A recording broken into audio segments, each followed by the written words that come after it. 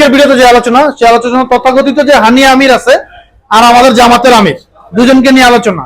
একটা দেশের মানুষ কতটা বিকৃত মস্তিষ্কের হইলে যে হানিয়া আমিরের সাথে জামাতের আমিরের মিলা, এটা হইলো কিছু?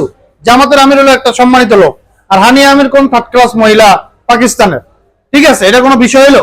এখন আমরা দেখতেছি যে এই হানিয়া আমিরকে নিয়ে বাংলাদেশ পুরো যে একটা উড়োউড়ি করতেছে। বাংলাদেশে কোনো সেলিব্রিটি নিয়ে আমি আজ পর্যন্ত পাকিস্তানে এমন কোনো উড়োউড়ি দেখিনি।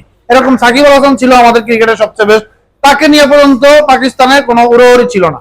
কিন্তু হানিয়া আমিরের মতো থার্ড ক্লাস মেয়ে নিয়ে, মানে তার মধ্যে আবার সবচেয়ে বেশি ঝামেলা যেটা, জামাতের আমিরের ছবির সাথে হানিয়া আমিরের ছবি লাগায়া, ভিডিও লাগায়া, কি একটা বিকৃত মস্তিষ্কের প্রমাণ দিচ্ছি আমরা।